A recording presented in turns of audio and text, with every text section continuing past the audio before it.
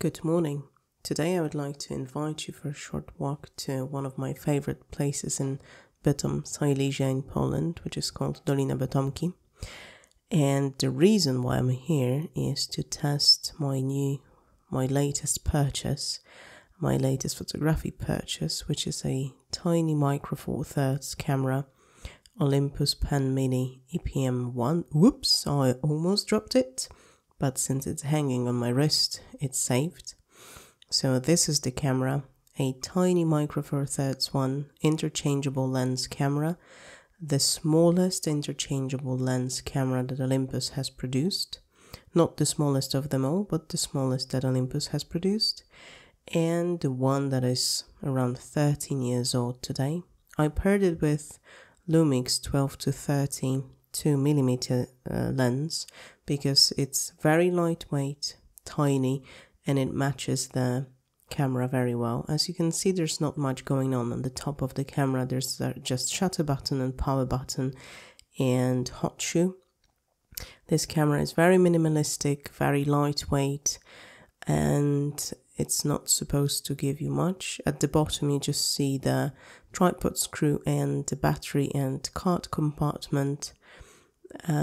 We have a big screen here and we'll try to shoot some pictures with it. I bought it very cheap because I bought it for 200 zloty with the lens, not the lens that is shown here, but with the lens that unfortunately turned out not to be working, which I actually managed to sell for 120, which means that I only paid 80 zloty for this camera.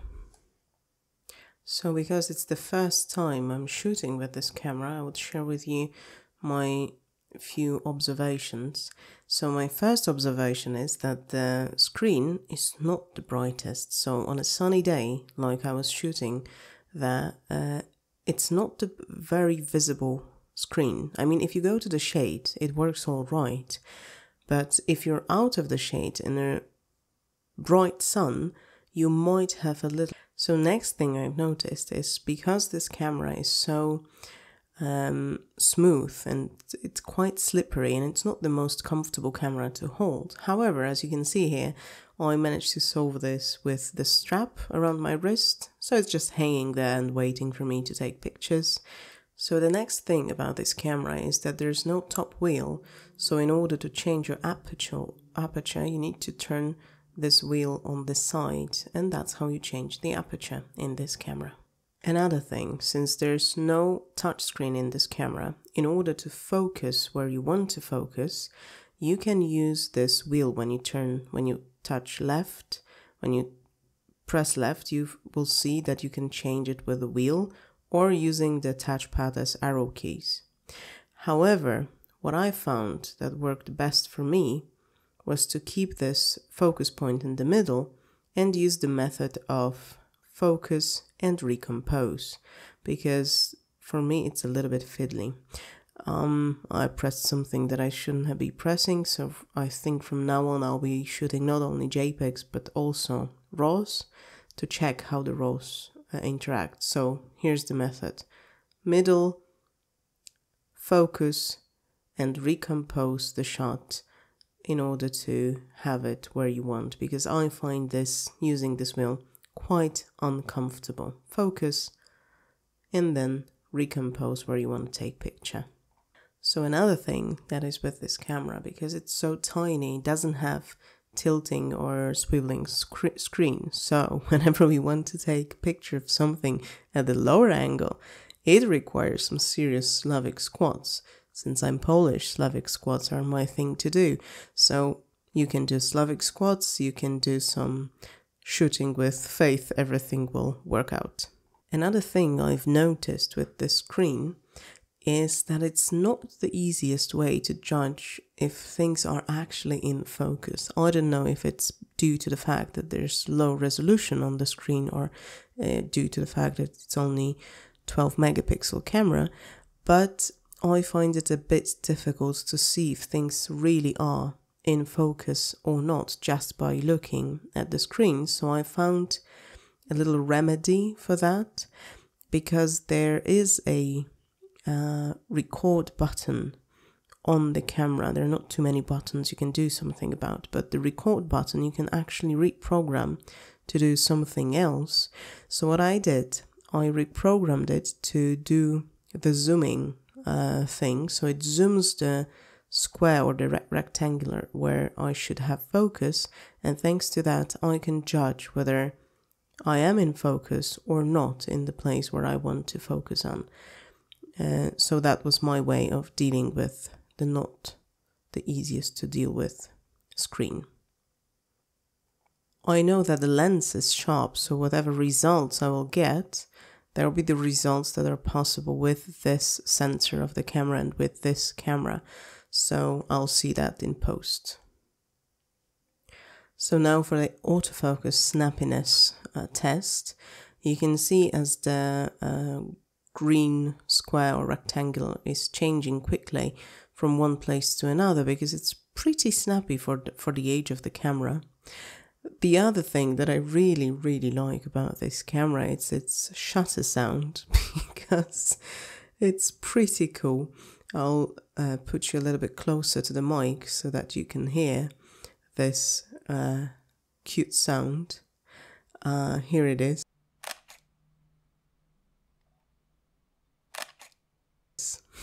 It's so funny. I feel it's like maybe a little bit tired, yet it's not so metallic or unpleasant. It's pretty nice, a little dim. I really like it. I find it pretty cute. If you like this kind of stuff, I think you'll enjoy the shutter sound as well. Now, ladies and gentlemen, another time in my life I have discovered that I am not the smartest of the bunch, because I've been wondering why the black and white pictures that I'm taking turn out so brownish. Well, they do turn out brownish because I am not the smartest. As you can see here in the settings, when we are in monotone, not only can we choose the filter, like here, red filter, but we can also choose a tone of the picture. And there we have neutral, there's sepia, there's blue, purple, and green. So that's why some of the pictures you will see will be on the brownish sepia side. And it's not the camera's fault, it's the user error. The user is not the brightest and does not understand what she's doing, so please forgive me for that. So who do I think this camera is for? Well, I think it's for someone who would like to start with interchangeable cameras, yet does not want to go into all these manual settings, but would like to have it work a little bit more automatically. That is why for the next few pictures, I'll just switch to automatic mode, and the last pictures we'll be taking with auto mode that is available in this camera. So my general conclusions from the first time of shooting with this camera are that it's a pretty okay camera. It has 12 megapixels sensor, so it's plenty enough for the pictures. I think it would be a very nice camera for a first camera for a child, because it's inexpensive, it's very easy to use, either paired with this zoom or with any other zoom or with some prime lens from Lumix, for instance, pancake prime lens, and it should be fine. Or it could be a very nice glove compartment camera that you can always have in your car, and whenever you need to take a picture, it is there for you, waiting. As for battery life, I really do not know how it lasts, because I haven't used it long enough. What I was pointing at the second ago is the hot shoe, because the screen is pretty dim in like big sun conditions, let's say, but you can acquire an extra viewfinder that you can mount on the hot shoe, and there's an extra port for it. You can do that, however, then the tiny size of the camera will be lost, which I think a little bit kills the idea of having a tiny camera. I think this camera is a wonderful competition for all these old compact cameras that became so fashionable these days, because it will for sure give better picture quality than any of these old small compact cameras. Here you have 12 megapixels, big sensor, the same size of the sensor as the modern micro four thirds cameras. The only thing that differs is the number of megapixels. And so the picture quality, the image quality will be for sure much, much better. So for cheap, if you can find it cheap, and I would totally recommend it. The battery it uses are the same as for EPL7, 8, 5, 6 and EM10s, so they're easily accessible. I think it could really work for someone who just wants to have a everyday carry camera.